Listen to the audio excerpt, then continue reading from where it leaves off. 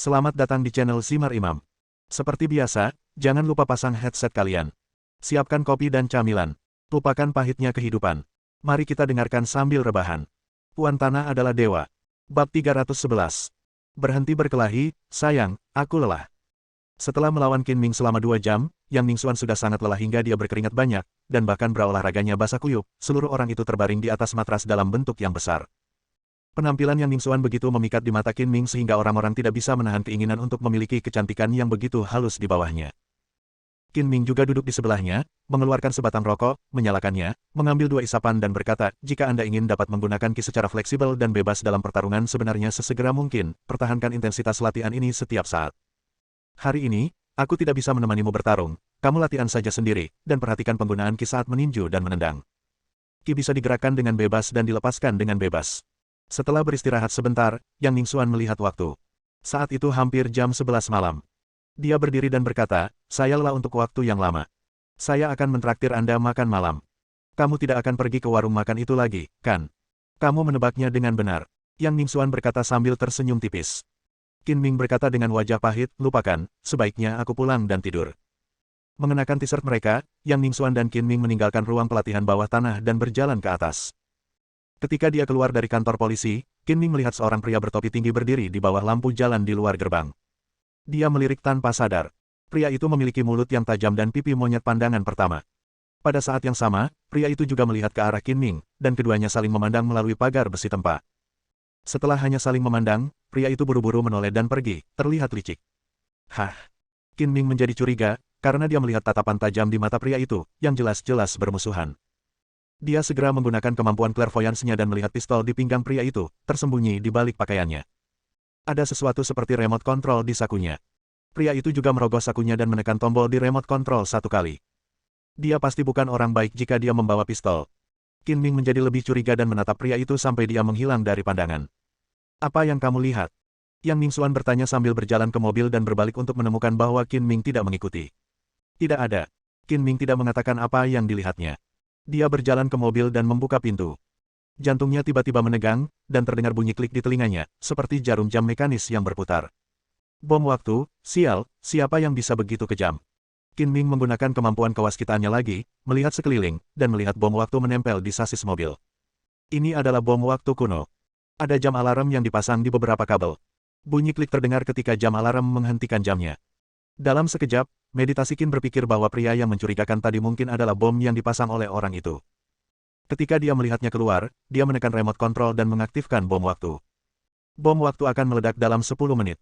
Masih ada waktu. Qin Ming dengan tenang masuk ke dalam mobil dan menyalakan api beberapa kali, sengaja tidak menyalakannya.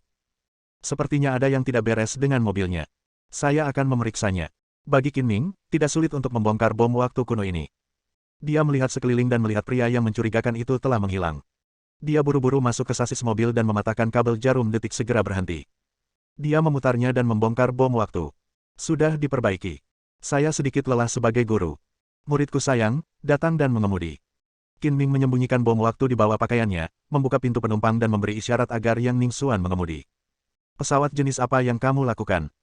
Yang Ningxuan tidak melihat bagaimana Qin Ming memperbaiki mobilnya, jadi dia mengerutkan bibirnya karena ketidakpuasan, berganti ke kursi pengemudi, menyalakan mobil, dan perlahan-lahan melaju keluar dari halaman kecil. Kantor polisi. Tidak lama setelah dia berangkat, Qin Ming diam-diam diikuti oleh 2 mobil hitam. Dia tidak bisa menahan cibiran di sudut mulutnya. Murid yang baik, bagaimana kalau aku mengajakmu menonton kembang api? Menonton kembang api. Yang Ningxuan tercengang, seolah biksu Zhang Er sedang bingung. Puan Murahan, kamu tidak membakarnya kan? Hari ini bukan tahun baru Imlek, jadi di mana kita bisa menonton kembang api? Kamu akan tahu kapan waktunya tiba. Qin Ming dengan sengaja berkata, berkendaralah menuju jalan lingkar luar. Berjalanlah lebih cepat. Jika kamu terlambat, kamu tidak akan bisa melihatnya. Meskipun Yang Ningxuan tidak tahu apa yang sedang dilakukan Qin Ming, rasa penasarannya muncul dan dia mempercepat mobil sesuai dengan instruksi Qin Ming untuk melihat jenis obat apa yang dijual Qin Ming di labunya. Saat mobil bergerak maju, kendaraan di belakangnya terus mengikutinya. Ketika mereka melewati persimpangan, Qin Ming berkata lagi, saya akan turun dari mobil nanti. Mengemudi saja. Jangan berhenti. Langsung ke jalan lingkar luar. Kamu sangat gugup. Katakan dengan jelas apa yang ingin kamu lakukan. Tolong tonton kembang apinya. Anda akan melihatnya ketika waktunya tiba. Anda harus melakukan apa yang saya katakan dan jangan menghentikan mobilnya. Oke. Yang Ningxuan setuju tanpa daya. Saya keluar dari mobil. Anda terus mengemudi, dan saya akan menelepon Anda nanti. Ketika mobil melewati persimpangan, kendaraan berikut tidak dapat melihat apa yang terjadi di sini keluar, dan berguling beberapa kali, mendarat dengan mulus. Apa yang kamu lakukan? Kamu sekarat. Yang Ningxuan terkejut. Dia melihat Qin Ming membuat isyarat "oke" melalui kaca spion dan tidak terluka, jadi dia merasa lega. Tidak lama kemudian, dua mobil yang mengikutinya melaju satu demi satu. Qin Ming sedang duduk di sebelah sabuk hijau, kepalanya menunduk, membuat orang sulit melihat wajahnya dengan jelas kapan saja.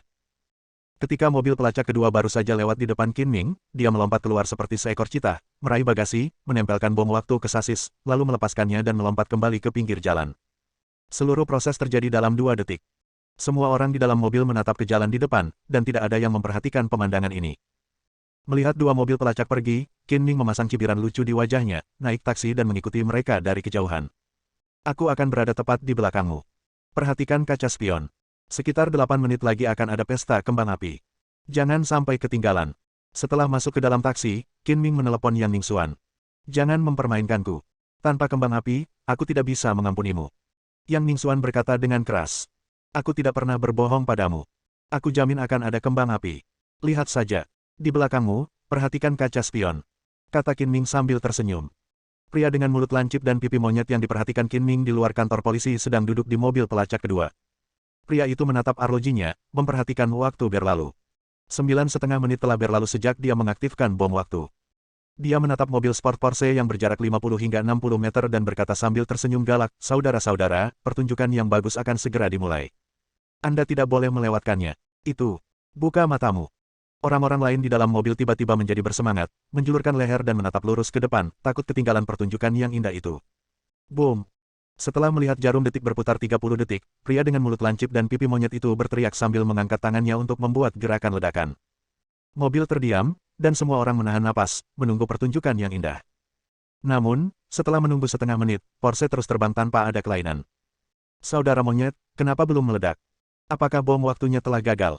Mustahil, aku sudah main di bak semuanya. Mungkin aku salah menghitung waktunya. Tunggu sebentar, kata pria bermulut lancip dan pipi monyet itu. Namun, 1 menit, 2 menit, 3 menit, pria bermulut lancip dan berpipi monyet itu menyaksikan tanpa daya saat 3 menit berlalu di arlojinya masih belum meledak, dan ia tidak bisa duduk diam. Apa yang terjadi? Apakah bom waktunya benar-benar gagal? Saudara monyet, bukankah kamu bilang itu akan meledak dalam 10 menit? Sudah 15 menit dan masih belum ada gerakan. Mungkinkah itu belum dimulai? Seharusnya tidak. Saya secara khusus memperkuat sinyal dari remote control agar dapat dimulai dalam jarak 20 meter. Pria dengan mulut lancip dan pipi monyet juga tidak tahu apa masalahnya. Dia mendesak pengemudinya, mau, mengemudi lebih cepat. Mengejar dan saya akan mulai lagi. Saudara monyet, bagaimana jika bom waktu tertunda dan kita mengejar tepat pada waktunya untuk meledak? Sopir Amao dengan cemas berkata, ini bukan lelucon. Tidak apa-apa. Jangan terlalu dekat. Dekati saja sekitar 15 meter. Kalaupun meledak, tidak akan mempengaruhi kita. Mendengar perkataan pria bermulut lancip dan pipi monyet itu, sang pengemudi, mau, menjadi semakin berani. Qin Ming naik taksi dan mengikutinya dari kejauhan. Saat ini, dia telah berkendara ke jalan lingkar luar, dan hanya ada sedikit kendaraan di sepanjang jalan. Dia tiba-tiba melihat mobil hitam itu melaju kencang dan buru-buru memanggil Yang Ningxuan lagi. Berkendara lebih cepat, ada mobil yang mengikutimu, jangan biarkan mereka mengejar. Sebagai seorang petugas polisi, Yang Ningxuan memiliki rasa investigasi balik yang kuat. Dia telah melihat kendaraan itu diikuti dari belakang. Setelah menerima panggilan Qin Ming, dia segera mempercepat mobilnya. Apa yang terjadi? Kamu tidak melihat kembang api, jadi kenapa kamu diikuti? Jangan khawatir, pertunjukannya akan dimulai kurang dari 1 menit. Awasi mobil di belakangmu. Pihak lain sepertinya telah menemukan kita, apa yang harus kita lakukan? Melihat Porsche itu melaju kencang, pengemudi Amao menyadari bahwa dia telah ketahuan dan bertanya dengan tergesa-gesa. Cepat kejar dia. Jangan biarkan dia kabur. Suruh mobil lain untuk mengejarnya bersama-sama.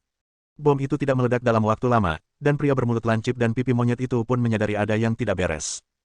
Dua mobil datang satu demi satu, saling mengejar, berebut mengejar Porsche. Salah satu mobil berisi orang-orang dari geng Xinglong, dan yang lainnya berisi orang-orang dari geng Tianyingming dulu. Mereka bersaing memperebutkan posisi teratas, jadi mereka menolak untuk menyerah satu sama lain. Boom! Saat kedua mobil itu melaju berdampingan dan saling mengejar, terdengar suara keras yang memekakkan telinga. Sebelum pria bermulut tajam dan yang lainnya dapat memahami apa yang sedang terjadi, mobil hitam yang mereka tumpangi meledak, dengan api yang membumbung ke langit, dan dampaknya sangat besar. Mobil lain juga terbalik, dan pemandangannya sangat menegangkan. Ini, Apakah ini pesta kembang api yang dikatakan Qin Ming? Yang Ningxuan tidak bisa menahan diri untuk tidak terkejut ketika dia melihat api membumbung ke langit di cermin terbalik. Bab 312. Ketika Qin Ming melepas bom waktu, dia memutus sekringnya, dan ketika dia meletakkannya di sasis kendaraan pelacak, dia menyambungkan kembali sekring tersebut. Ada penundaan dalam prosesnya, sehingga bom waktu meledak beberapa menit kemudian dari yang dijadwalkan. Untuk menghancurkan Qin Ming berkeping-keping, pria dengan mulut tajam dan pipi monyet menggunakan bahan peledak tinggi, yang penuh dengan kekuatan penghancur. Namun ia tidak pernah menyangka bom waktu akan mengenai mobil yang ditumpanginya. Saat ledakan terdengar, seluruh mobil hancur berkeping-keping dan berubah bentuk hingga tak bisa dikenali lagi. Hal yang paling menyedihkan adalah mereka tidak mengerti apa yang terjadi ketika mereka akan mati. Mereka dibunuh secara tidak adil dan itu sebenarnya kesalahan mereka sendiri. Mobil berwarna hitam lainnya terkena dampak dan langsung terguling oleh aliran udara kuat yang dihasilkan oleh ledakan tersebut, terguling beberapa kali di tanah. Berbagai bagian berserakan, berubah menjadi tumpukan besi tua. Terluka. Mengapa tiba-tiba meledak? Yang Ningxuan buru-buru memarkir mobil di pinggir jalan, membuka pintu dan keluar, dan mengawasi dari kejauhan. Qin Ming meminta sopir taksi untuk menepi. Setelah membayar ongkos, dia berlari ke Yang Ningxuan dan berkata sambil tersenyum, bagaimana dengan pesta kembang api ini? Bukankah ini cukup menarik? Apa yang sebenarnya terjadi? Apakah kamu tidak akan memberiku penjelasan yang masuk akal? Yang Ningxuan bertanya. Penjelasannya sederhana sekali. Sebenarnya saya bisa menghitung, dan saya bisa memperkirakan mobil ini akan terekspos. Yang Ningxuan tentu saja tidak mempercayai omong kosong Qin Ming, memutar matanya dan berkata, berhenti bicara omong kosong, saya ingin mendengar kebenaran masalah ini. Hanya ada satu kebenaran, yaitu mereka tidak beruntung dan mereka bertanggung jawab atas kemalangan mereka sendiri. Qin Ming tidak bermaksud mengatakan yang sebenarnya untuk menghindari masalah. Aku tahu, itu pasti kamu. Kamu keluar dari mobil dan merusak mobil mereka di tengah jalan. Apakah menurut Anda itu mungkin? Bagaimana saya bisa melakukan sesuatu ketika mereka sedang mengendarai mobil? Qin Ming tidak ingin Yang Ningxuan menyelesaikannya, jadi dia mengubah topik pembicaraan dan berkata, kamu masih di sini. Bukan polisi, tolong temukan cara untuk menyelamatkan orang. Masih ada waktu luang dan keanggunan di sini. Aku sangat marah padamu. Yang Ningxuan kemudian berpikir untuk menyelamatkan orang dan buru-buru menelepon nomor darurat. Sebagai saksi kecelakaan tersebut, Yang Ningxuan adalah seorang petugas polisi dan memutuskan untuk tetap tinggal menangani kecelakaan tersebut, namun Qin Ming tidak ingin membuang waktu bersamanya dan pergi. Saat itu tengah malam, dan Han Hongzi, yang berada di rumah sakit, tidak bisa tidur karena kakinya yang patah sakit. Bagaimana kabarmu? Apakah masalahnya sudah selesai? Han Hongzi bertanya dengan tidak sabar. Melihat ekspresi suram di wajah Ji Wenlong, dia punya firasat buruk. Ji Wenlong meratap, wajahnya menjadi lebih jelek daripada menelan bangkai tikus. Sial, anak itu Qin Ming lolos dari bencana lain. Orang yang aku atur memasang bom waktu di mobilnya, tapi entah kenapa bom itu malah mengenai mobil anak buahku, dan mereka semua tewas. Untuk membunuh Qin Ming dan mendapatkan kembali uang yang hilang dari Han Hongzi, Ji Wenlong berpikir berulang kali dan membuat rencana beracun untuk membunuh Qin Ming dengan bom, dan bergabung dengan orang-orang bersenjata dari geng Tianying. Jika Qin Ming cukup beruntung untuk tidak terbunuh di tempat, pria bersenjata itu akan maju dan melepaskan beberapa tembakan lagi, tetapi pada akhirnya, itu akan menjadi kesalahan dan dia tidak akan bisa membalas dendam menjatuhkan semua orang yang dia kirim. Mendengar ini, Han Hongzi sangat marah sehingga dia mengambil buah-buahan di meja samping tempat tidur dan melemparkannya ke Ji Wenlong, sambil berteriak, kamu sampah, kamu lebih sering gagal daripada berhasil. Kamu dapat merusak rencana yang begitu cemerlang. Hanya sebuah pujian. Saudara Han, harap tenang. Saya pasti akan memikirkan cara yang lebih baik untuk mendapatkan uang Anda kembali dan membuat Qin Ming mati dengan menyedihkan. Aku tidak ingin mendengar janjimu. Aku ingin melihat tindakanmu. Aku akan memberimu waktu 2 hari lagi. Jika masalah ini tidak berhasil, jangan datang menemuiku. Keluar, teriak dengan marah. Hari berikutnya berlalu dengan lancar. Qin Ming kembali ke kota Donghai dari Neptunus. Bersambung.